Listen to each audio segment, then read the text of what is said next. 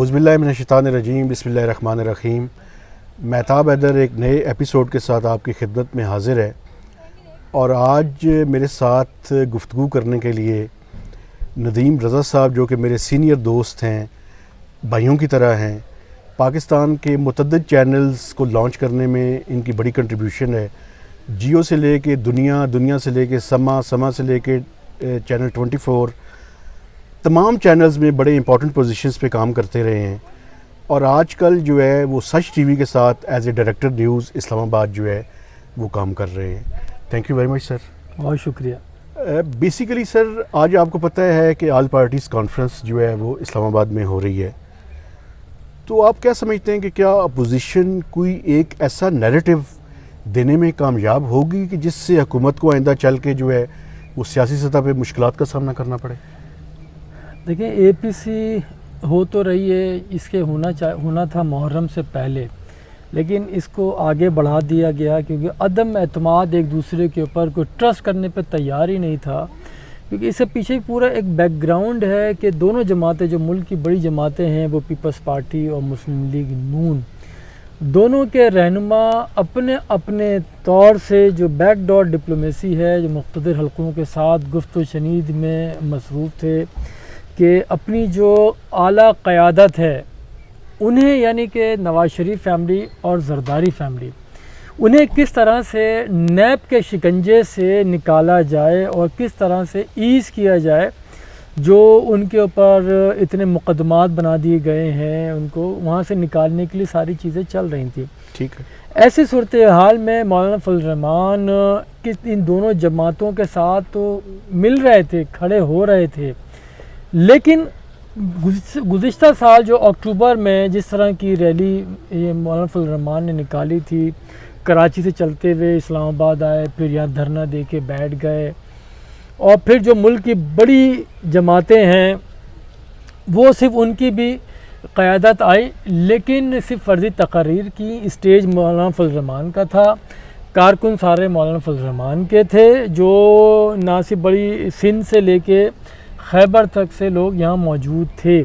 अच्छा, जब वो मंतकी अंजाम को पहुँचने वाली थी, उसके नताइज हासिल होने वाले थे, तो बदकिस्मती से जो मुल्क की बड़ी जमातें हैं उन्होंने साथ नहीं दिया। उसी की वजह से ये तमाम सूरत हाल आगे ड्रैग करती रही और अब कहीं जाके ये जिस तरह अपोजिशन बाहर निकली है, क्योंकि ये भी हमारी एक तल्ख़ हकीकत है या रियलिटी है। इसको अगर आप देखें कि इस मुल्क में कोई भी तहरीक उस वक्त तक कामयाब नहीं हो सकती कि जब तक उनके पीछे कोई खड़ा ना हो। आप ये समझते हैं सर कि क्या बेसिकली जो मौलाना फजल रहमान साहब का आपने हवाला दिया, बुनियादी तौर पे तो शायद वो भी पीटीआई की कारकर्दगी से मुक़्तदर हल्के इतने मुतमईन नहीं थे, लेकिन मेरे ख्याल में अल्टरनेट प्लान कोई नहीं था उनके पास। देखें, एक ये बड़ी वो है, पाकिस्तान में एक अल्टरनेट प्लान उनके पास नहीं था या चॉइस और नहीं होती। ये हमने पिछले दिनों में 2 साल से 2 साल नहीं क्या चलें 1.5 साल से नारा सुनते आ रहे हैं, कोई चॉइस नहीं है किसी के पास रिप्लेसमेंट के लिए। ऐसा हरगिज़ नहीं है। जो आज चॉइस है उसी तरह दूसरे भी अपने आप को पेश कर रहे होते हैं। बात ये है मौका किसको दे रहे हैं, वो मुंतखब किसको करते हैं। तो इसलिए बार बार जो उसका हक़ है, जो इक़्तिदार में बैठा है, वो इसलिए बोलेगा कि चॉइस कोई और नहीं है, क्योंकि दूसरा आ जाएगा तो फिर ये बैक डोर पे चले जाएंगे सारा, पीछे हटना पड़ेगा। ठीक है, पीछे। तो इसीलिए देखें, चॉइस होती है, उनके पास भी है। समहाउ इतनी बड़ी तहरीक वो जो कराची से लेके इस्लामाबाद तक पहुँचे थे, तो ऐसे तो नहीं आए थे। फिर नाकाम क्यों हुए थे? नाकाम ये हुए, देखें, वही बातें हो रही हैं जो मुल्क की बड़ी अपोजिशन जमातें हैं, उन्होंने साथ नहीं दिया। फिर जो वो कहते हैं कि चौधरी बरादरान, जी सर, जो यकीन कुछ गारंटीज दी थी, गारंटीज थी, एग्जैक्टली। इसीलिए इतने तिल मिला के मौलाना फजल रहमान ने दोबारा से कहा था, अगर अब तुम बाहर नहीं निकलोगे तो मैं निकलूँगा। उसकी रीज़न ये है, देखिए, पीटीआई ये मुस्लिम लीग नून और पीपल्स पार्टी ये स्टेक होल्डर हैं पार्लियामेंट के अंदर। JUI अब वो नहीं रही जो हैसियत थी। मौलाना फजल रहमान पहली बार बाहर हो गए, तो लाजमी सी बात है उनका जेन्युइन मसला है, वो इन होना चाहते हैं, वो आउट है। लेकिन मुस्लिम लीग नून और पीपल्स पार्टी वो किसी सूरत से इस्तीफ़े नहीं देगी। हमने ये माजी में भी देखा था, तहरीक इंसाफ भी वो पार्लियामेंट को नहीं मानती थी, बाहर आके कहते थे हम इस्तीफा दे रहे हैं, अंदर जाके देते नहीं थे। ठीक है, तो वही चीज़ है। मेरा मानना ये है कि जिस तरह से माजी में जो होता रहा है कि पीपल्स पार्टी गवर्नमेंट थी, उसकी इंश्योरेंस पॉलिसी थी मुस्लिम लीग नून, फिर मुस्लिम लीग नून की गवर्नमेंट थी तो उसकी इंश्योरेंस पॉलिसी आ गई पाकिस्तान पीपल्स पार्टी। अब तहरीक इंसाफ की गवर्नमेंट है, इन दोनों की इंश्योरेंस पॉलिसी, इनकी जो है दोनों बड़ी जमातें, इनकी इंश्योरेंस पॉलिसी हैं। यानी ये जमातें हैं जो चाहती हैं कि ये 5 साल मुकम्मल करें। देखिए हाँ, बिल्कुल चाहती हैं। सिर्फ इसमें मौलाना फजल रहमान है वो नहीं चाहते, वो जनवन मैंने जैसे कहा कि उनका वो, और ये दोनों जमातें उस सूरत में अब ये हैं कि कितना हम कुछ हासिल कर सकते हैं, अपनी क़यादत को कैसे हम बचा सकते हैं और मरियम नवाज़ को भी हम बाहर कैसे भिजवा सकते हैं। सर एक और चीज़ मैं आपसे पूछना चाहता हूँ, देखें जब APC का डिसीजन हुआ था तो बेसिकली ये इसका वेन्यू जरदारी हाउस नहीं था, फिर बाद में इसको चेंज करके मैरियट किया गया। तो पीपल्स पार्टी बेसिकली क्या सिग्नलिंग करने की कोशिश कर रही है? नहीं, देखें आपको याद होगा कि बिलावल भुट्टो जरदारी लाहौर गए थे, वहाँ बैठे रहे थे, लेकिन शहबाज शरीफ ने मुलाकात नहीं की थी। ठीक है जी। तो उस वक्त तक सिग्नल जो हैं वो वीक थे। सही है। ठीक है, जहाँ से सिग्नल आ रहे थे वो वीक थे, इसलिए शहबाज शरीफ नहीं निकले कोरोना का वो बहाना करके, जो भी आप कह लें, नहीं या ऊपर से वो नहीं था। अच्छा, उसके बाद फिर अचानक कराची पहुँच जाते हैं। ठीक है, उसके बाद देखें ना एकदम एक्टिव, बिल्कुल, वहाँ से लंदन भी एक्टिव हो गया, कराची भी एक्टिव हो गया, जरदारी साहब भी हो गए, मरियम नवाज भी एक्टिव हुई। देखें वो वही बात है। एक आपने देखे इसमें इन्होंने मरियम औरंगजेब ने नाम दे दिए 6-7 रुकनी शहबाज शरीफ की क़यादत में इस APC में शिरकत के लिए, उसमें मरियम नवाज का नाम नहीं था। बिल्कुल सही है। ठीक है जी। अच्छा, वो नाम मरियम औरंगजेब ने लीक किए मीडिया को, उसके बाद उन्होंने कहा कि हम वापस लेते हैं ये नाम, शहबाज बीबी का नाम जो है इसमें शहबाज शरीफ अनाउंस करेंगे। अच्छा, मरियम नवाज देखें, ये तकरीबन 2 हफ्ते ये मरी में रही। सही है। ठीक है, इस्लामाबाद हाई कोर्ट में इनकी जो हियरिंग थी 31 को आई, उसके बाद डायरेक्ट मरी चली गई, फिर 13 गालिबन 14 तारीख को निकल के वहाँ गई। उसके बाद ही फिर ये मामला हुआ, उसके बाद फिर मरियम औरंगजेब का भी नाम डाला गया। तो भारत, तो ये वो चीज़ें थी सारी जिसकी वजह से पीछे से जो वीकनेस हो रही थी वो बेहतरी में बदली, और फिर ये आए। अब जब आपने कहा कि मैरियट हो गया, वो जरदारी हाउस नहीं था, तो देखें यानी कि एक बोलते हैं ट्रस्ट डेफिसिट अभी तक नहीं ख़त्म हो रहा है जो एक दूसरे के ऊपर था। क्यों कि दोनों बड़ी जमातें अपने अपने लिहाज से, अपने कैपेसिटी में रहते हुए अपनी क़यादत को, जो आला क़यादत हैं जिनके नाम पे समझे पार्टी उन्हीं की चली, उनको बचाने के लिए वो ये सारी चीज़ें कर रहे थे। फिर जबकि चीज़ें सब निकल गई हाथ से, तो इसीलिए फिर अब ये। सर अब आप क्या समझते हैं कि ये जब एक टेबल पे बैठ जाएंगे तो क्या आइंदा आने वाले 3 से 6 महीने हुकूमत को टफ टाइम नहीं दे सकते, और क्या PTI अपना टेन्योर कंप्लीट कर सकेगी? तो देखें, एक तो हाँ ये टेन्योर वाली बात बड़ी अच्छी है PTI। एक तो पहले नंबर पे बात ये है कि अभी जो 8 बिल कौमी असम्बली में सारे हो गए और अपोजिशन की अक्सरियत थी। सही है। 226 और गालिबन 216 ऐसे कुछ था। जी सर।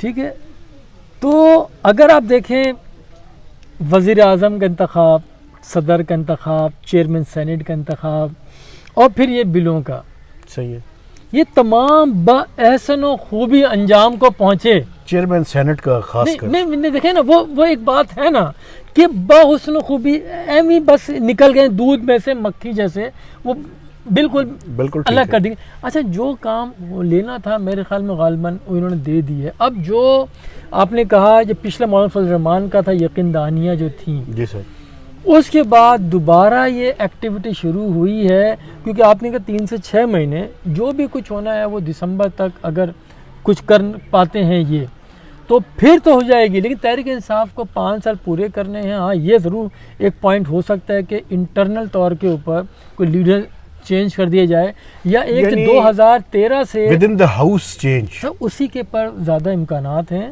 कि देखें, एक आपने फवाद चौधरी की पिछले चंद माह पहले एक ट्वीट जी आई सर। थी, ठीक है जी, जो लोग अपने कद से बड़ी बड़ी बातें करते वज़ीर आज़म बनने की कोशिशों बिल्कुल। में थे। एक वो भी हैं वज़ीर जो बार बार कहते हैं कि 13-14 बार वज़ीर कोई पाकिस्तान में नहीं रहा, और वक्त से पहले चीज़ें वो निकाल दिया करते हैं, वो भी थे लाइन में। फिर एक और भी उन्होंने कहा था कि 6 महीने हैं हमारे पास। सर देखें, वो उन्होंने कहा था 6 महीने, तो कुछ तो था जिसकी वजह से उन्होंने पहले भी कहा था कि पाकिस्तान डिफ़ॉल्ट कर चुका था। सही है। ठीक है, वो मैंने कहा ना कि वो वक्त से पहले चीज़ें निकाल देते हैं, फिर कुछ वक्त के लिए वो गायब हो गए थे। सही है। ठीक है, कोरोना का वो करके वो भी चले गए थे, फिर फवाद चौधरी बीच में नहीं रहा था।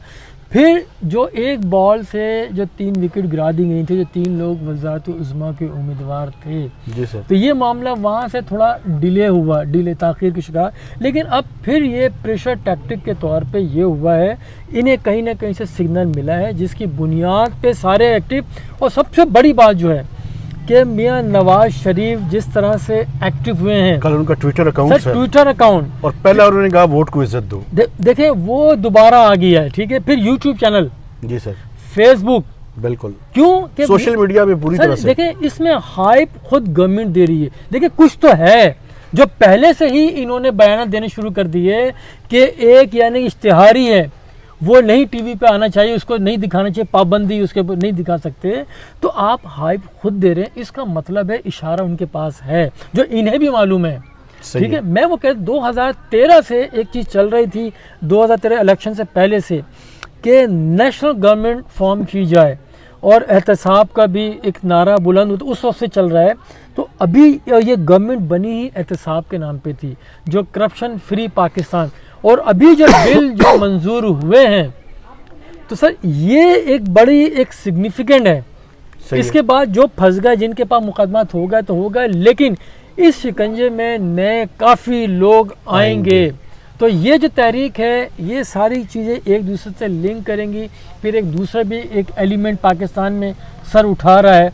आप देखें माजी में जब जब कुछ इस तरह की चीज़ें हुई हैं, तो बाहर लोगों को निकाला जाता है और फिर यकदम कंट्रोल भी कर लिया जाता है। तो कुछ है तब्दीली की, ये है जैसे यहाँ पे देखें पत्ते हिल रहे हैं, ये हवा चल रही है, तो ये हवा चल रही है। अच्छा सर, ये बताएं कि हुकूमत ने जो एहतसाब का नारा लेकर आई थी, आप पिछले 2 सालों में अगर ओवरऑल गवर्नमेंट की परफॉर्मेंस देखें तो वो भी कोई बहुत ही अच्छी नहीं है। तो इस वजह से भी आप नहीं समझते कि एक तरफ अगर पॉलिटिकल पार्टीज़ और दूसरी तरफ पाकिस्तान के अवाम इस परफॉर्मेंस की बुनियाद पे एक नैरेटिव तो बिल्ड हो सकता है? देखें, बात यह है कि अपोजिशन जमातें एक भारी भरकम यानी कि बहुत सॉलिड अपोजिशन है। ठीक है, पिछले दौर में तहरीक इंसाफ के पास वो भी अपोजिशन थी ना जमात, लेकिन पीपल्स पार्टी उनको ओवरटर्न कर जाती थी। ठीक है जी। अच्छा, यहाँ पे सबसे बड़ी अपोजिशन जमात है पाकिस्तान में, इस पार्लियामेंट के अंदर, या जितनी भी माजी में देखें, इतनी स्ट्रॉन्ग अपोजिशन नहीं हो सकती। ठीक है, अच्छा, इतने बड़े बड़े लीडरान भी, जिनके एक एकेडमी एक उनकी है, जब तकरीरें करने आते हैं सेनेट में या कौमी असम्बली में, तो एक नज़र आते हैं कि लोग पढ़े लिखे लोग हैं, बहुत ऐसा अंदाज से। तो बात ये है, ये भी अवामी रहनुमा है, अवाम के वोटों से आए हैं। सही है। तो आप देखें गलती किसकी है? गलती इन अपोजिशन लीडरान की है। इन्होंने पार्लियामेंट में अवाम का मुकदमा नहीं लड़ा, ये पार्लियामेंट के अंदर सिर्फ अपने लीडरान का मुकदमा लड़ते रहें और एक दूसरे पे कीचड़ उछालते रहें। जब आप पार्लियामेंट में इशू रेज नहीं कर सकते, जब वोटिंग का वक्त आता है आप बाइकाट करके बाहर चले जाते हैं, तो ये क्या चीज़ है? बेसिकली रेस्क्यू करते हैं गवर्नमेंट। मैंने कहा ना कि ये इंश्योरेंस पॉलिसी है, ये दोनों मिलके, तो कहीं ना कहीं से इनको कहा गया अगर नहीं करोगे, सर इफ़ एंड बट्स, ये उसके दरमियान खेल रहे हैं। इन्हें अगर इतनी आवाम की खैर ख्वाही होती, आप बताएं ना कौन सा दिन है इन्होंने जो वो किया हो कभी भी। अच्छा सर, आखिरी सवाल ये बताएं कि सेनेट के इलेक्शन से पहले कोई तब्दीली या इन हाउस तब्दीली के कुछ चांसेस हैं? सर ये सब कुछ, ये जो 2 तहरीकें, एक तहरीक उठ चुकी है जो तकरीबन जनवरी से शुरू हुआ था, लेकिन अब एकदम गर्म हो गई है, और ये तहरीक जो दोबारा उठ रही है, एक रिलीजियस है, एक ये पॉलिटिकल है। ये अब ये जो तहरीक उठ रही है, ये ऐसे नहीं उठ रही है। कुछ तो है, कुछ है जिसकी परवाह शुरुआत जारी है, नहीं जिसकी ये नुक्ता आगाज है। अब ये देखना है ये कितने बोल्ड होके सामने आते हैं या कैसे अनफोल्ड होती है। बस अगर गोमोगो की सूरत हाल में होंगे तो इसे आज ही पता चल जाएगा, ये आज ही पता चल जाएगा आपको, शाम तक पता चल जाएगा कि ये बुनियादी तौर पे किन चीज़ों पे इत्तफाक करते हैं। इत्तफाक सबसे मेन वही इत्तफाक है इनका कि जरदारी फैमिली के ऊपर से मुकदमात ख़त्म की जाए, उन्हें ईज़ किया जाए, शरीफ फैमिली से उन्हें ईज़ किया जाए। जो बाकी आप उधर देखें ना, खुर्शीद शाह क्यों 1 साल से बंद है, जी बाकी सारे बाहर आ गए ना, बिल्कुल सही है। वो क्यों नहीं आए? इधर नून लीग के सारे आ गए लेकिन हमजा शहबाज को रखा हुआ है। बिल्कुल सही। तो अगर अपोजिशन किसी तरह का कोई मुतालबा न करे और सिर्फ एक मुतालबे पे अगर आ जाए कि हम पाकिस्तान में नए इंतखाबात चाहते हैं, आप नहीं समझते फिर ये ऑल पार्टीज कॉन्फ्रेंस कामयाब हो जाएगी?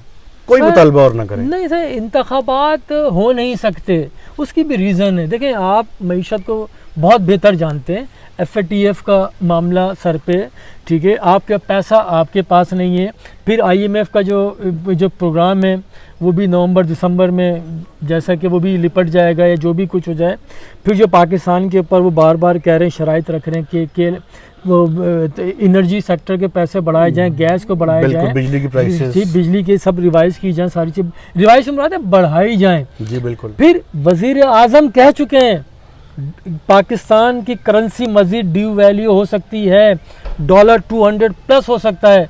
तो ऐसे सूरत में इलेक्शन तो सर मैं नहीं सब नामुमकिनात में से इलेक्शन का वो, हाँ एक सूरत हो सकती है, इन हाउस तब्दीली हो सकती है अगर अगर अगर अगर ये अवाम के खैर ख्वाह हैं जो बातें करते हैं, बड़े उससे 18वीं तरमीम की बात की जा रही होती है, ठीक है, अपने हकूक़ के पैसा हमें इतना मिलना चाहिए, लेकिन अगर अवाम की बात कर लें, ये सिर्फ एक यकनिकाती एजेंडा महंगाई, बस सर एक लफ्ज़ महंगाई, इससे बहुत सी जहतें छुपी हुई हैं, बहुत से पर्दे उठ सकते हैं, इसी में करप्शन भी आ जाएगा, इसी में जिन लोगों को लंदन निकाला गया वो भी इसके अंदर आ जाता है, और फिर जो करप्शन जो हो रही है गंदम का, चीनी का, ये सारे जो मामलात हैं ये सब सामने आ जाएंगे एक लफ्ज़ में। Thank you very much sir, बहुत शुक्रिया। बड़ी मेहरबानी।